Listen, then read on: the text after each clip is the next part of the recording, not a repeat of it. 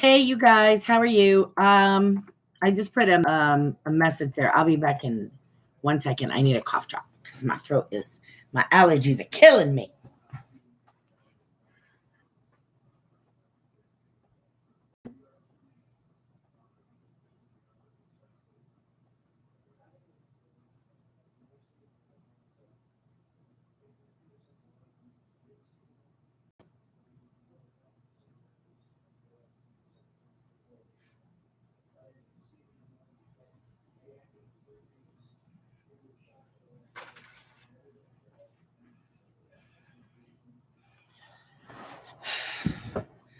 Okay. Where's my book? All right. We are more than halfway done with this book already, just so you know. So remember that Matt and a teen kind of got to be friends, and Matt made himself a bow and arrow, which, as it turned out, was pretty terrible. So a teen helped him make a proper one. And when the chapter ended, he was practicing and practicing, and he had blisters on his hand. So now we're on chapter 13. Sorry.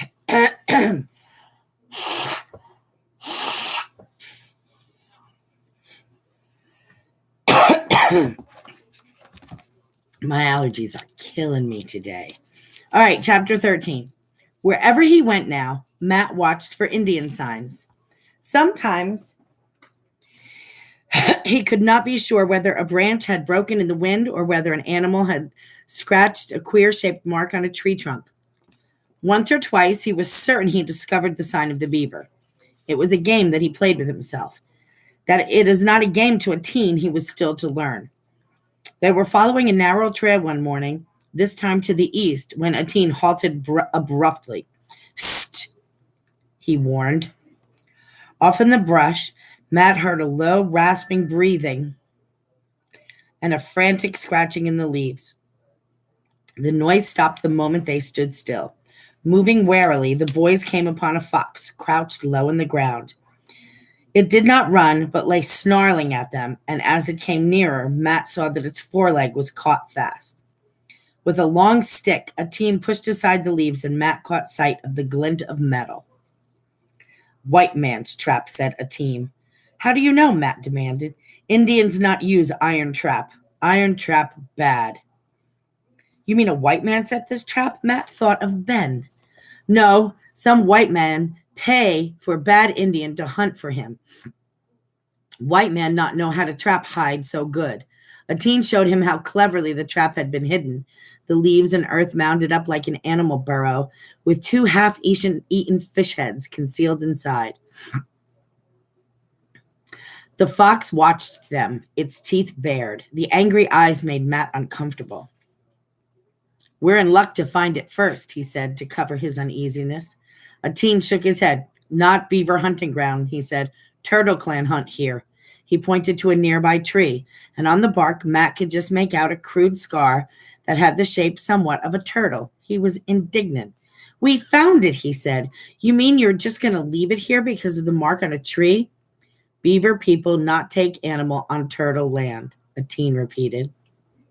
We can't just let it suffer, Matt protested. Suppose no one comes here for days. Then fox get away. How can he get away? Bite off foot. Indeed, Matt could see that the creature had already gnawed its own flesh down to the bone. Leg mend soon, a teen added, noting Matt's troubled face. Fox have 3 legs besides. I don't like it, Matt insisted, and he wondered why he minded so much. He had long ago got used to clubbing the small animals caught in his own snares. There was something about this fox that was different. Those defiant eyes showed no trace of fear. He was struck by the bravery that could inflict such pain on itself to gain freedom. Reluctantly, he followed a teen back to the trail, leaving the miserable animal behind. It's a cruel way to trap an animal, he muttered. Worse than our snares. The teen agreed. My grandfather not allowed beaver people to buy iron traps. Some Indian hunt like white men now. One time, many moose and beaver, plenty for all Indians and for white man too, but white man not hunt to eat, only for skin. Him pay Indian to get skin, so Indian use white man's trap.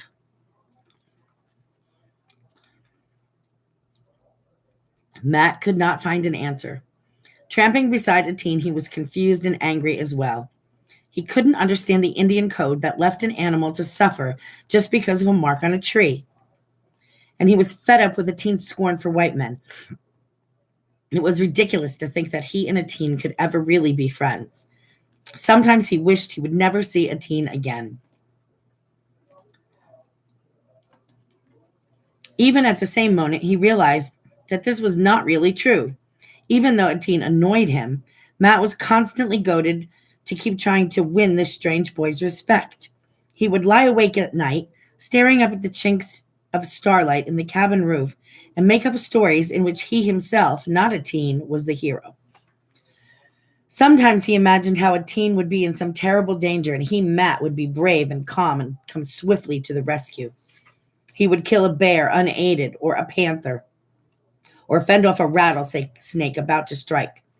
Or he would learn about an enemy band of Indians attacking through the forest to attack the place where a teen was sleeping, and he would run through the woods and give the alarm in time.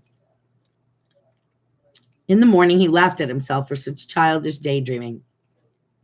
There was little chance he would ever be a hero, and little chance, too, that a teen would ever ask for his help.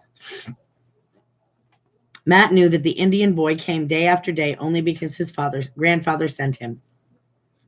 For some reason, the old man had taken pity on this helpless white boy, and at the same time, he shrewdly grasped at the chance for his grandson to learn how to read. If he suspected that a teen had become the teacher instead, he would doubtless put a stop to their visits together. Matt knew he ought to feel grateful for a teen's teaching. Every day, a teen taught him some new thing. A plant like an onion that he could drop into his cooking pot to make his stew more tasty. A weed with a small orange flower and a milky juice in its stem that took away the sting of insect bites or poison ivy. A plant with brownish flowers and roots bearing a string of nut-like bulbs that thickened his stew and made it more nourishing. He pointed out plants that Matt must never eat, no matter how hungry he might be. He had even shown Matt how to improvise a rain cape in a sudden rain by punching a hole through the center of a wide strip of birch bark and making a cone of bark for his head. The only thing that Matt could teach him, a teen, was set against learning. For a teen, the white man's signs on paper were just piswat, good for nothing. Nevertheless, Matt noticed that in spite of himself, a teen had learned something from the white boy. He was speaking the English tongue with greater ease. Perhaps he was not aware how differently he spoke. He picked up new words readily. Sometimes he used them with that odd humor that Matt was beginning to recognize. Matt knew that a teen was mocking when some of his own favorite expressions came out of the Indian's mouth. "Reckon so," a teen would say. "Rain comes soon, by golly." Sometimes he even took a fancy to a word out of Robinson Crusoe. He especially liked the sound of verily. In return, Matt liked to try out Indian words. They were not hard to understand, but impossible to get his tongue around. He did not think he would ever quite get them right, but he could see that though it amused a teen when he tried, it also pleased him. "Chaquow, this morning," Matt might say, "I chased a quagga out of the corn patch." He wouldn't add that he wasted an arrow and watched the porcupine waddle off unharmed. Perhaps, after all, those lessons hadn't been entirely wasted. Chapter 14. Robinson Crusoe had come to an end. Matt had skipped more than half of it, choosing only the pages where there was plenty of action. Now he was sorry it had not lasted longer. A teen also seemed disappointed. "Too bad," he commented, copying one of Matt's frequent remarks. "I tell story to brothers. Every night I tell more story they like." Delighted, Matt tried to picture the Indians sitting around a campfire at night listening to a teen tell the story of Robinson Crusoe. He would give a good deal to hear a teen's version of it. Now suddenly he had an inspiration. If they want stories, I have lots of them, he said. He took his father's Bible off the shelf. Why hadn't he thought of this before? There was Samson, David and Goliath, Joseph and his coat of many colors. They're even better than Robinson Crusoe, he promised. It really was true. The ancient Bible stories were filled with adventure, and they were told straight out in simple language that didn't need skipping. He began with the story of Noah, how God warned Noah that a great flood was coming, how Noah built the ark and took his family inside and two of every kind of animal, how they all lived in the ark safely when it rained for 40 days and 40 nights, how Noah sent out a dove 3 times, and when it came back the third time with a twig of olive in its beak, Noah knew that the flood was over. Here Matt looked up to see a grin on a teen's face. Beaver people tell story like that, he said. Very old story. You want me tell? Matt waited curiously. Very long time ago, a teen began, scowling as he tried to translate from his own language. Before animal was great rain. Water came all over the land. One Indian go to very high hill, climb very high tree. Rain many days. Water come up to feet of Indian, but no more. Glusgebake gave 3 ducks to Indian. One day he let one duck go, it fly away and not come back. Other day he let other duck go, it not come back. Then last duck come back with mud in mouth. Indian no water go down. When water all gone, he come down from tree. He make grass, make bird and animal, make man and beaver make all other Indians. Golly, said Matt, it's almost like the Bible story. Where did the Indians get it? A teen shrugged. Very old story. Indians take a long time to tell. I not know white man's words. You told it fine, but who is this glug, whatever you called him? Gluskabe, mighty hunter, come from north, very strong. He make wind blow, make thunder. He make all animal, make Indian. Matt was puzzled. He had heard the Indians worshipped a great spirit. This Gluskabe did not sound like a great spirit. He sounded more like one of the heroes in the old folk tales his mother told him when he was a child. He decided it would be impolite to ask more. He wondered if the Indians had many stories like that. And how could it be that here in the forest they had learned about the flood?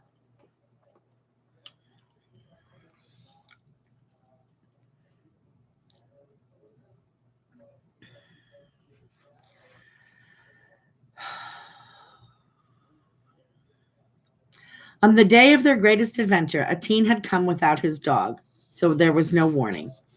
Matt was in fine spirits that day because he had managed by a magnificent stroke of luck to hit a rabbit with his bow and arrow.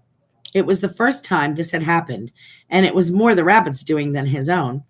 The silly creature just sat there and let him take careful aim. All the same, he was pleased with himself, even more pleased that a teen had been there to see it. When the boys decided to visit the beaver dam again, Matt was unwilling to leave the rabbit behind in case some thieving animal should discover it. He was walking behind a teen, swinging the rabbit carelessly by the ears as a teen always did, when the Indian suddenly halted, his whole body tense. Matt could see nothing unusual, and he opened his mouth to speak when a teen silenced him with a jerk of a hand. Then he heard a sound in the underbrush. Not a rustle of a grouse or a snake, not a trapped animal. This was a stirring of something moving slowly and heavily. A low bush, he felt a cold prickle in his stomach. He stood beside a teen, his old muscles tight, scarcely breathing. A low bush bent sideways. Through the leaves, a brown head thrust itself, bigger than that of a dog and shaggier. It was a small bear cub. Matt could see the little eyes peering at them curiously, the brown nose wrinkling at the strange smell of a human boy. The little animal looked so comical that Matt almost laughed out loud. Hist! A teen warned under his breath. There was a crashing of bush, a slow, snarling growl.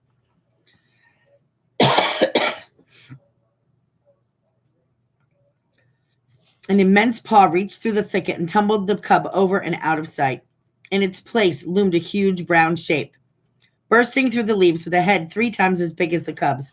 No curiosity in those small eyes, only angry reddish gleam. Somehow, Matt had the sense not to run. He stood frozen on the path.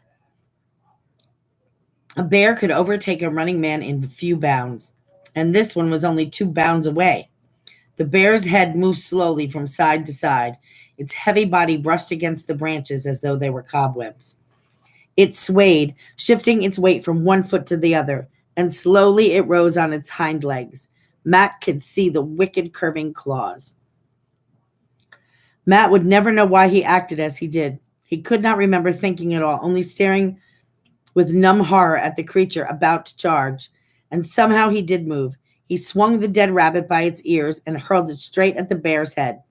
The tiny body struck the bear squarely on its nose. With a jerk of her head, the bear shook it off as though it were a buzzing mosquito. The rabbit flopped useless to the ground. The bear did not even bother to look down at it.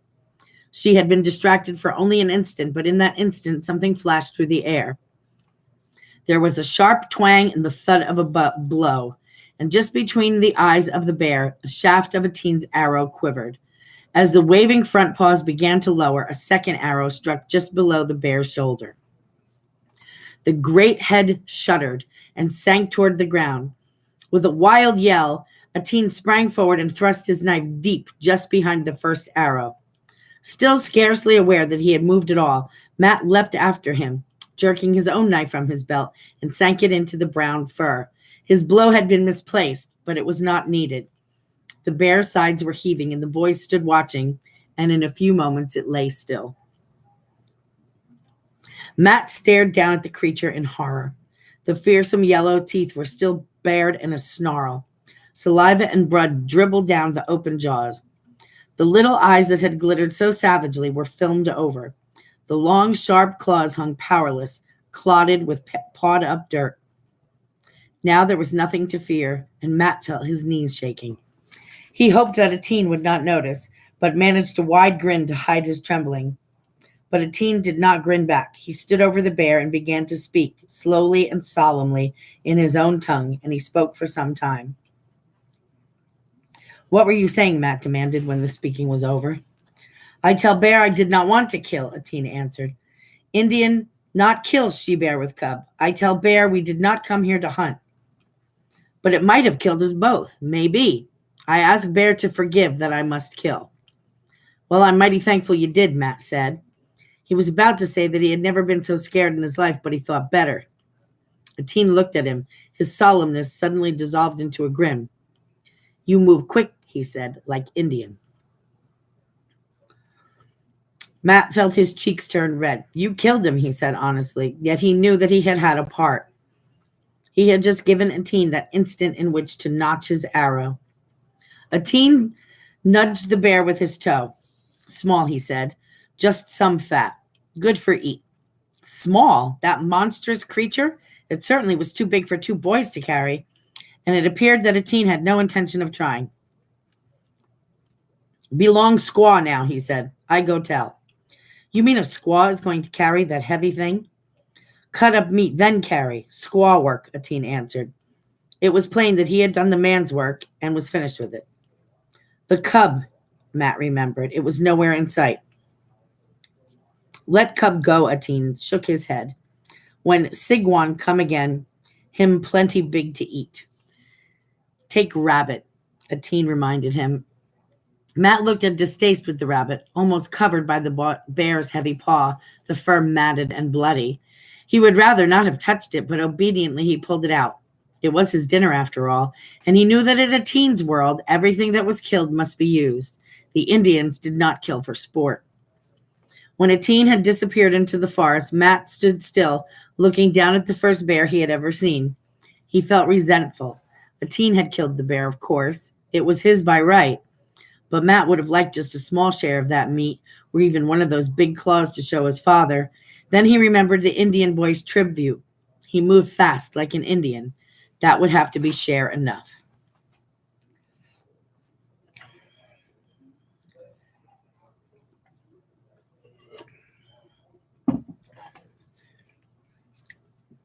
Chapter 16. In the late afternoon, Matt sat in the cabin doorway. He couldn't think of any work to do. He felt restless. The excitement, the excitement still jumping about inside him. He needed to talk to someone. He wanted to tell his father about the bear.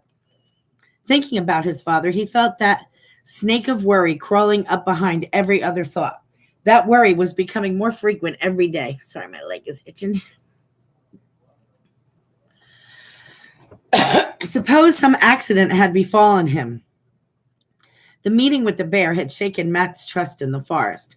Now it seemed to close in on him every side, dark and threatening. Suppose his father had met with the bear. Suppose he never got back to Quincy.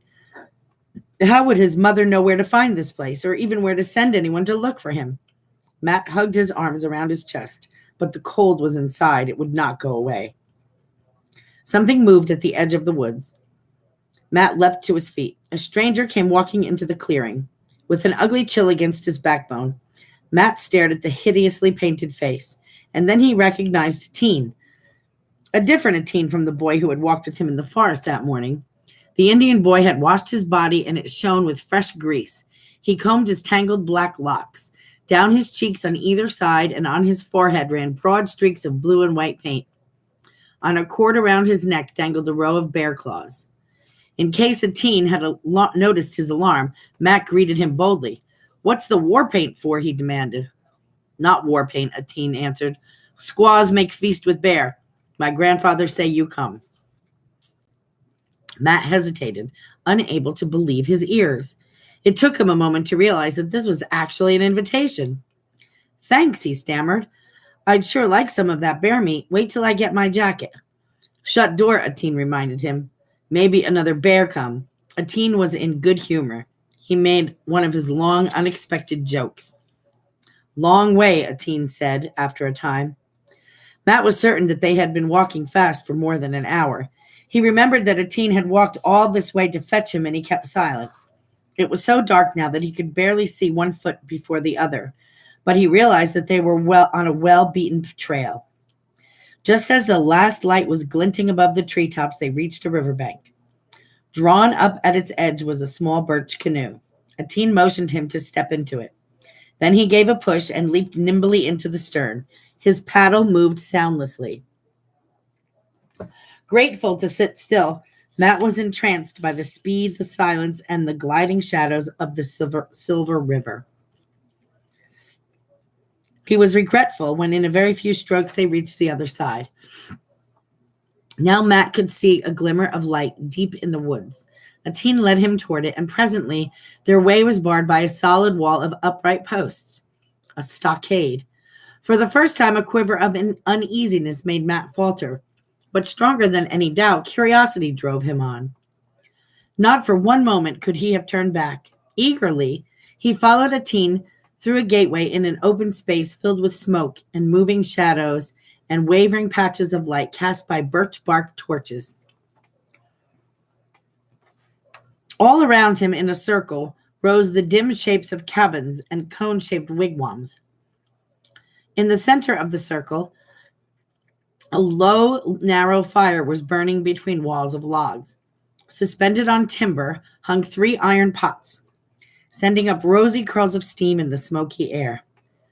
The fragrance of boiling meat and pungent herbs made Matt's stomach crawl. Then he was aware of the Indians.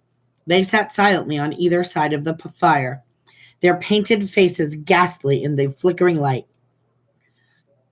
They were clad in an odd medley of garments, one in Englishmen's coats and jackets, others in bright blankets draping their shoulders.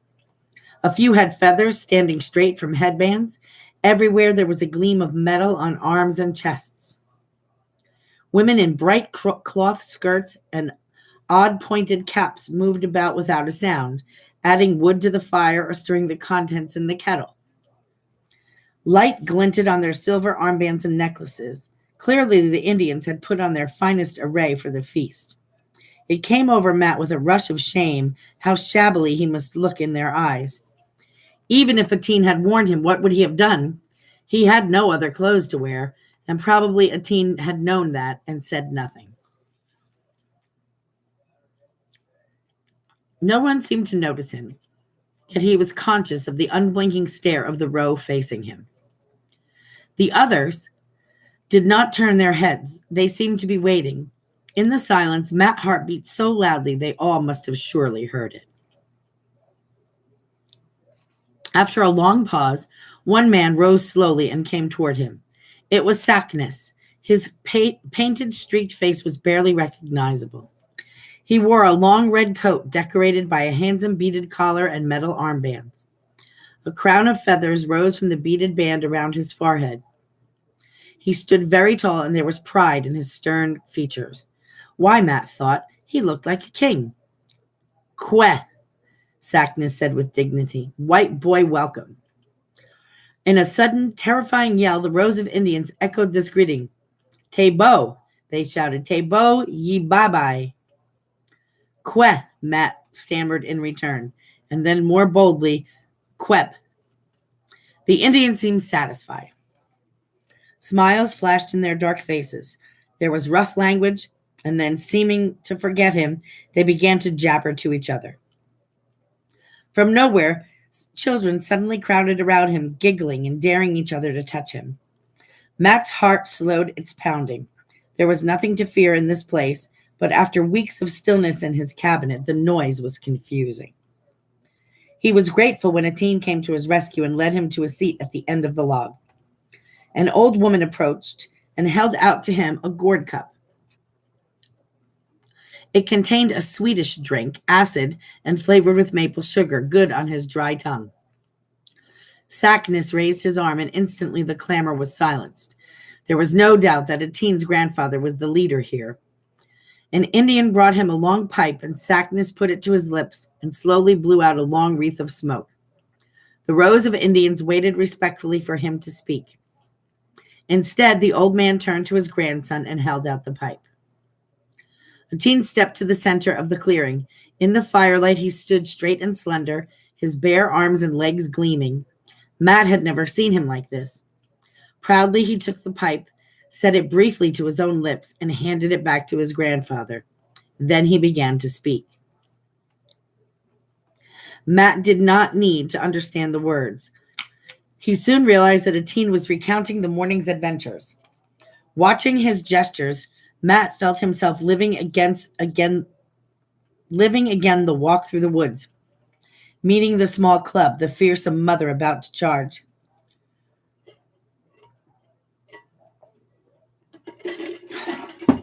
Come on. As a teen spoke, the Indians urged the boy on with grunts and shouts of approval and pleasure. A teen tensed his body. He uttered a sharp cry, pointing at Matt, and made a flinging sweep of his arm, hurling an imaginary rabbit. The seated figures broke into loud cries, shouting, "He!" grinning and pointing at Matt, swinging their arms in imitation. Matt's cheeks were hot. He knew they were making fun of him, but boisterous as it was, the sound was friendly. Now they turned to a teen and followed his story with growing excitement. A teen certainly made a very good story of it. His telling took a lot longer than the actual event. Plainly, they all enjoyed it, and listening, they were all talking and taking part. The teen was a skillful storyteller. Matt could understand now how he must have delighted them with his acting out of Robinson Crusoe. When the narrative was over, the Indians sprang to their feet. They formed a long line, and then began a sound that sent a tingle, half dread, half pleasure, down Matt's spine. A lone Indian had leapt to the head of the line, beating a rattle against his palm in an odd, stirring rhythm. He strutted and pranced in ridiculous contortions, for all the world like a clown in a village fair. The line of figures followed him, aping him and stamping their feet in response. A teen was at his side again. "Dance now," he said, "then feast." The rhythm of the rattle quickened. The line of figures wove around the fire faster and faster. Women joined now at the end of the line, linking their arms and swaying. Finally, the children, even small children, were dancing, stamping their small naked feet. "Dance," a teen commanded. He seized Matt's arm and pulled him into the moving line. The men near him cheered him on, laughing at Matt's stumbling attempts. Once he caught his breath, Matt found it simple to follow the step. His confidence swelled as the rhythm throbbed through his body, loosening his tight muscles. He suddenly was filled with excitement and happiness. His own heels pounded against the hard ground.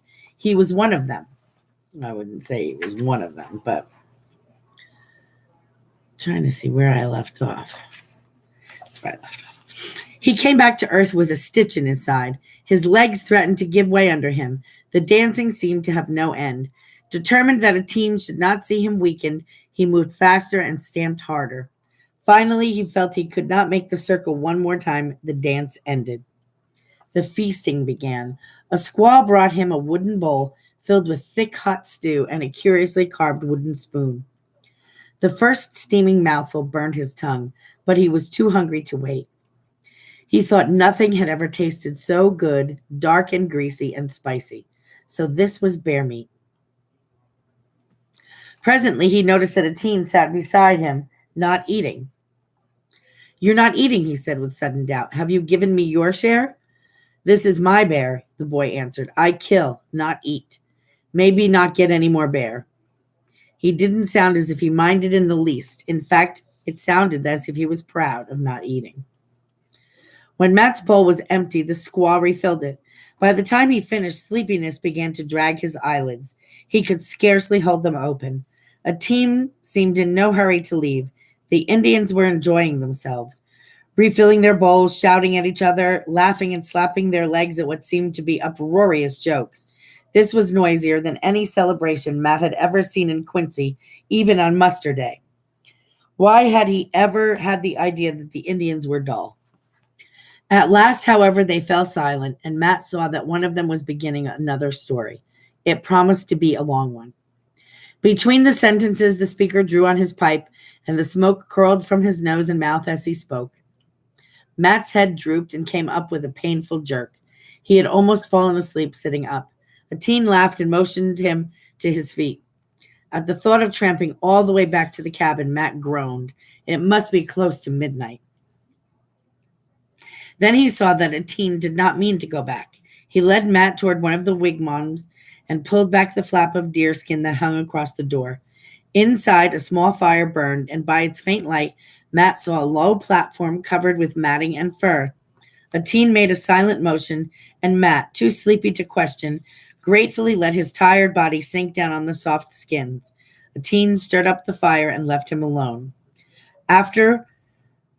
Long after, Matt roused to hear the rattle and the pounding of feet. The Indians were dancing again, and he was thankful to stay right where he was.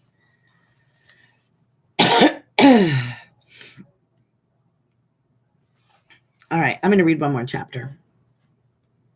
Chapter 17. Matt woke. The wigwam was dim, but the cracks of brightness around the door flap showed that it was daylight. By the sounds, the village was up and about. He could hear men's voices, the shout of children, and the shrill yelping of dogs. Behind these sounds, there was a dull thumping rhythm. Could the Indians still be dancing? He lay looking around him at the smoke-streaked walls of woven matting, at the clutter of objects hanging here and there, shapeless garments, cooking pots, odd-shaped bags of animal skin, bundles of dry grasses and herbs. Under the platform where he had slept was an untidy pile of baskets and rolled-up mats. From the heap of ashes in the corner of the floor, a wisp of smoke curled upward toward the hole in the roof. Much of it could not escape and drifted back to hang in the thin clouds over his head. Matt's throat felt tight with it, and he sat up coughing. Then he moved to the doorway, pushed back the flap, and stepped outside. As though they had been waiting, children came scuffling about him, their bright eyes curious. Most of them were naked as little frogs. "Queh," he said, uncertainly, sending them into a roar of giggles. Matt was relieved to see a teen approaching. "You slept a long time," a teen said. "Too much bear, I reckon." Matt smiled shamelessly. He still found it hard to take a teen's sober teasing. Over the heads of the children, he looked about the village. Last night in the darkness and firelight, it appeared mysterious and awesome. Now, under the strong sunlight, he saw that it was shabby and cluttered. There were a few bark cabins. For the most part, the wigwams were ramshackle and flimsy. On every side, from racks of untrimmed branches, hung rows of drying fish. Scattered heaps of clamshells and animal bones littered the ground. The Indians themselves had discarded the splendor of the night before. Some of them, like Atene, wore only a breechcloth. Others, faded cloth trousers and ragged blankets. The women had replaced their finery with skirts and vests of blue dingy cotton. Now he could see what was making that rhythmic thumping. Two women were pounding corn in a huge mortar made from a tree trunk, their arms alternately rising and falling. Others nearby were grinding in smaller mortars of hollowed stones. They sat close together, jabbering like blue jays, but their chatter did not for an instant interfere with the steady rhythm of their bare arms. In front of another wigwam, two women were weaving baskets of rushes. As Matt and Atene passed them, they looked up with shy smiles. All the women, Matt noticed, were hard at work. A very few old men sat smoking in front of the wigwams, and a group of boys squatted in a circle playing some sort of game. "Where are the men?" Matt asked. "Gone," Atene said. "Before sunup, my grandfather lead hunt for deer." He had brought a hunk of cornbread for each of them, and munching it, they walked through the village back to the canoe. Matt kept hanging back, looking all about him at the village. He wanted to stay longer. There were 100 questions he longed to ask, but Atene seemed impatient. His genial mood of the night had vanished. Without wasting a motion, he pushed the canoe into the water. A taggle of children followed them and now stood on the bank, laughing and waving as they moved into the river. Matt tried to find a reason for Atene's silence.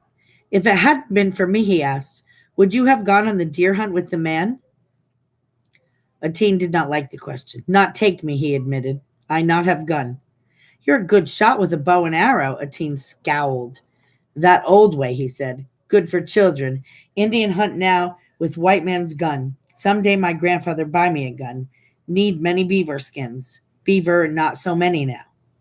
"I know guns costs a lot. I'll have to wait a good while for me to get another one." Atene had long ago heard of Ben's visit. "White man can buy with money. Indian not have money. One time plenty wampum. Now wampum no good to pay for gun."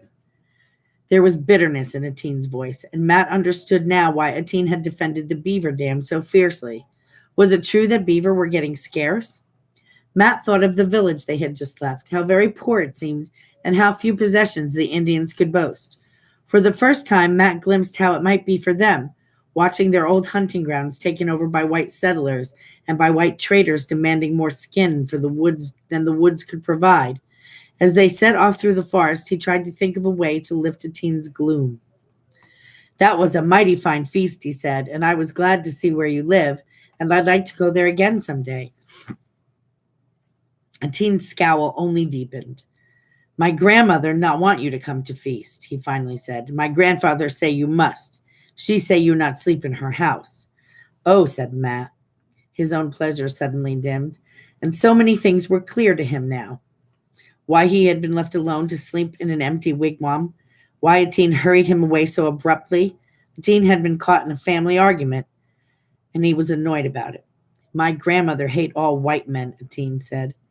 When Matt could not find anything to answer, Atene went on, "White man kill my mother. She go out with two squaw to find bark for a basket. White man come through woods and shoot with gun. My mother do them no harm. We no longer at war with white man. Just the same, they kill her to get scalp. White men get money for Indian scalp, even scalp of children." Matt's indignant protest never got past his throat. He remembered that it was true, or had been true a long time ago. He had heard that during the war, the Massachusetts governor had offered a bounty for Indian scalps. Atene must have been a very small child. "My father go out on war trail," Atene said. "He go to find white man who killed my mother. He not come back."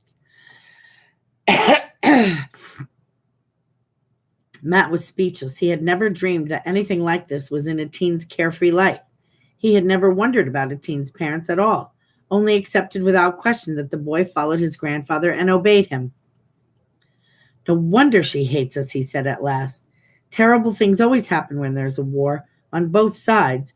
You've got to admit, Ateen, that there was a reason. The Indians did the same thing to white settlers. The white women were afraid to go outside their cabins. Why white men make cabins on Indian hunting grounds? Matt had no answer to that. It was no use, he thought. The war with the French was over. The Indians and the English had made peace. But the hatred, would that ever be over? For all he and Ateen walked through the woods together, there was a wall between them that Ateen would never forget. In a sudden panic, he thought of his own mother. Was it right for his father to bring her to this place? Does your grandfather hate us too? Ateen did not answer at first, and finally he said, My grandfather say Indian must learn to live with white man. It was not the answer that Matt had hoped for. But Sackness had said that he must come to the feast. In spite of the grandmother, Sackness had made him feel welcome. When my father comes, he said, I want him to know your grandfather. I think they would like each other. Ateen did not answer, and they walked on in silence. Discomforted, Matt turned his attention to the trail that they were following. Presently, he recognized an unmistakable carving of a little animal cut into the bark of a tree. But when he turned to Ateen to boast of his recognition, he was silenced by darkness in Ateen's eyes. Instead, without speaking, he studied the signs that passed. He marked fallen trees, pointing along the path small piles of stones, and wherever the trail seemed to vanish, he discovered on a tree the sign of the beaver. And when they came out at last on a trail he knew well, he marked carefully the spot where the two trails meet. Why, he thought in a sudden excitement, I could actually find my way to that village. I'm sure I could. But he did not share his thought with Ateen. He knew that unless Ateen took him there, he could never go to that village again. Sackness had only invited him to the feast out of kindness, or perhaps out of fairness for his small share in killing the bear.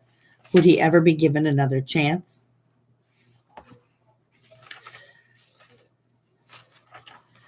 All right, I'm going to call that all done because I'm tired and I am sad.